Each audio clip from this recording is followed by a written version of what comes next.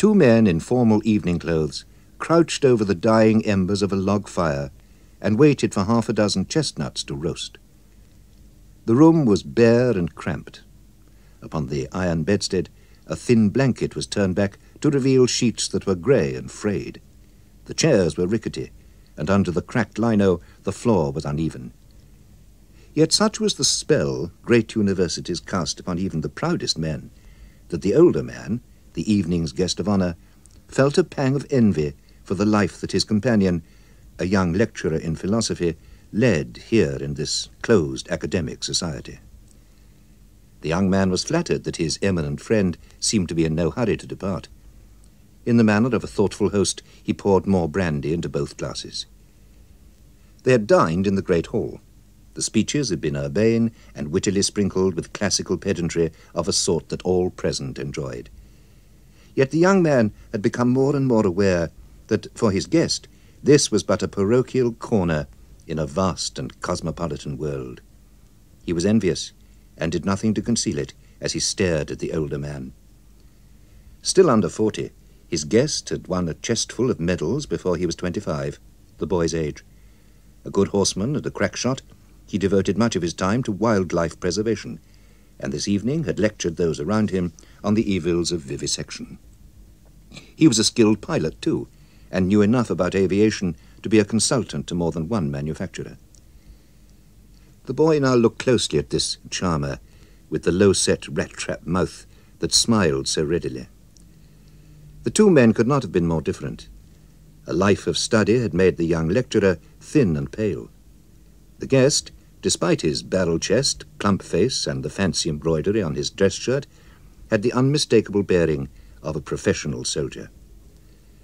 Tonight he dropped names shamelessly, exchanged dirty jokes, and engaged in erudite argument with almost everyone in the common room, converting many of his political critics.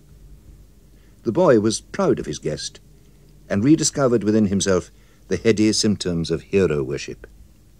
He fought them down.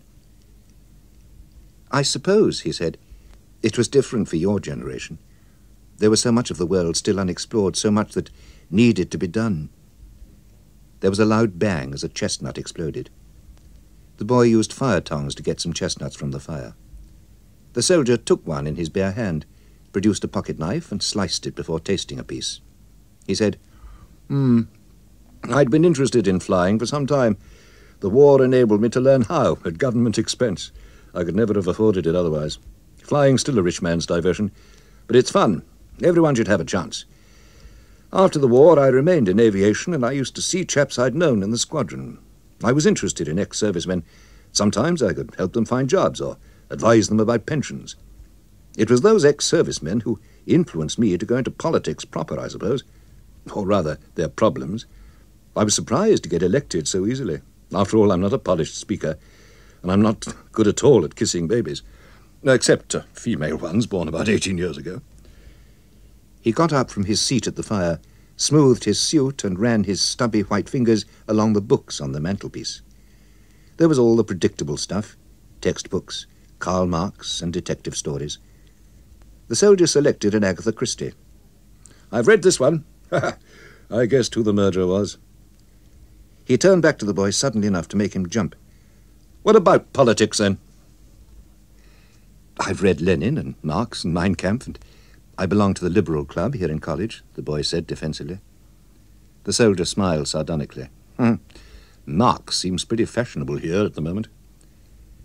The young man said, "The left-wing people dress rather wildly, so you notice them more. Last week they staged a demonstration in my lecture. They brought in red flags and sang the International." "What did you do?" "Oh, there's not much one can do. We're instructed not to provoke the students, ever since those 3 were injured last term. I packed up my books and notes and left them to it." "Many of your class were active in the demonstration?" "Oh, about a third." "And so the majority lose a lecture because of them. It's a bad business, Chris." It was the first time the soldier had addressed him informally.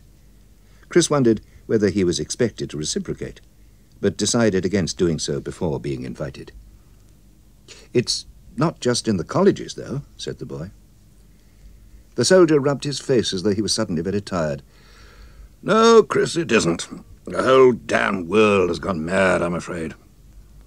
What'll happen? God alone knows, Chris. The trouble is, one can see the point of view of all of them. We've entered a technical age. The world is linked by fast transport, and the craftsman on the way to extinction, perhaps forever. During the Industrial Revolution, capitalists exploited workers. Now it seems to be labor that has the upper hand. The trade unions are exacting a terrible revenge upon our whole economy. But there is a point beyond which capital won't go. The sort of new industries we need must have high-risk capital investment. World competition is fiercer than it's ever been before. Nowadays, the investor has too many ways of losing his money and not enough to make more. Perhaps the state should be the investor, the young man suggested. No, it's a fine theory. Doesn't work. Look at state-run industries. Not just here at home, but overseas too. There's not one of them that can hold a candle to the better private companies. No state employee will take a risk or back a hunch like the individual investor. Some of the students think that only a return to religion will solve things. And I agree, Chris. But it'll have to be a religion that is in tune with the age in which we live. It must make people show their love for their neighbor by cooperation with their neighbor. Our people must rejoice in the simple things of life, their families, the countryside, the satisfaction of hard work. Sounds a bit grim, sir. I hope it doesn't, Chris. This is the way to greatness. You can't tell me that youngsters enjoy this permissive society we're hearing about all the time. If the kids were jumping in and out of bed in a multiple orgy of endless happiness, then perhaps I'd modify my views. But they all seem so unhappy. In the high street of this little university town, there are at least 3 shops selling pornographic books. And yet the atmosphere among these students is of impending doom. The students have problems, sir.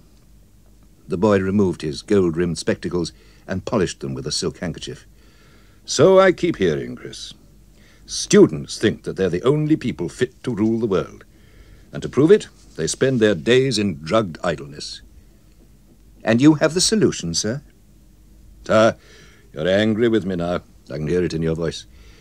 You think I'm an old fogey, trying to sell you hard work and obedience. Chris shook his head. Drugs are not the biggest problem facing us, he said. Oh, I agree. The most immediate danger is subversion, his guest said. There is a red menace, and don't let anyone persuade you differently. The Russians are not fools.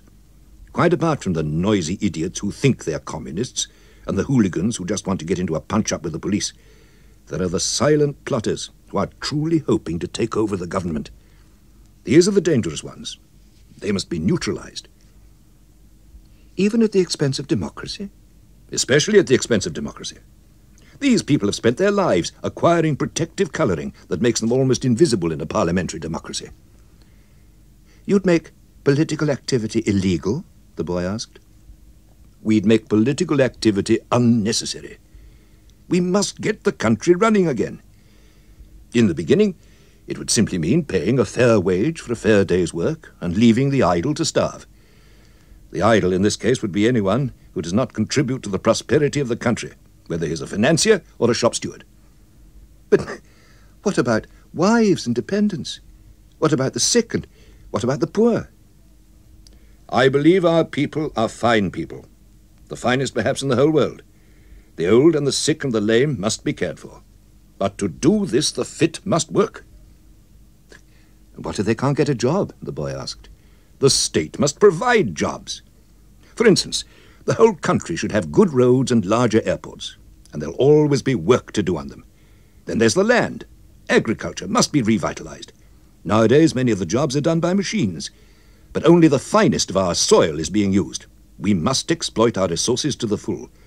We don't have silver or gold, but we do have a kind climate. In all these matters, we must call in the experts, and instead of filing their reports away, we must act on them.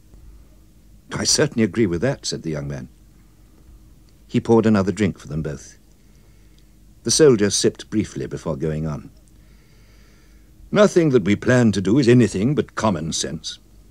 You'd be surprised how many socialists, when speaking privately, agree that the power of the trade unions must be reduced. Quite a few liberals are prepared to acknowledge that crime and disorderly conduct among young people and students can only be remedied by giving the police force a chance to do its job. This is a new age we're entering, Chris. No one can be more aware of the energy, ideals, and enthusiasm of young people than you fellows at our universities. But after youngsters have spent 3 long years learning ethics, we turn them out into the cold, grey world of avarice and opportunism. Is it any wonder they become cynical? Is it surprising that there are so many young criminals today? Violent criminals. We want to use that energy and idealism. We want to make our youth into constructive citizens who will be proud to work hard and share in the prosperity that results. It sounds good, admitted Chris. It's true what you say. Everyone agrees that this country is down to its last chance. The soldier reached towards the boy and then stopped. He pointed his finger. Then let's take the chance, Chris. What am I supposed to do about it? The university frowns on political activity by the faculty. And so it should, Chris. I'm not suggesting you get yourself mixed up with electioneering, distributing handbills or listening to speeches in drafty village halls. But we want serious young people to join our movement. Your religion, you mean? The soldier laughed. Religion, I should have said. We want young people of all kinds and classes. We want farmhands and clerks, garage mechanics and graduates, no matter what were their previous politics. We're concerned only about tomorrow. The chaps we already have working with us are as varied as can be. What you can do, Chris, is to ask the best of your students to come along and hear for themselves what we have to say. You want me to select them? Chris asked. We don't want Marxists who come only to break up our meetings, if that's what you mean. Send me warriors, not evangelists for other faiths. He stood up and reached for his overcoat. It's been a fine evening. I don't remember when I last heard such stimulating conversation at dinner. I'll do as you ask, said the boy. At this stage in our history, we must all be bold. That's true, said the soldier, putting on his fur-lined trench coat and soft hat. Too many men have equivocated too many times. Now, we must act. I'll apply for membership, said the young man. It can be kept confidential, I suppose. Through the door he could see his guest's new black Mercedes. It can and will, Chris. Good night, Captain Goring. Thank you for coming. It was my pleasure, said the man. But if you're joining us, you must start using our form of greeting. Heil Hitler, said the young man. Heil Hitler, said Captain Goring.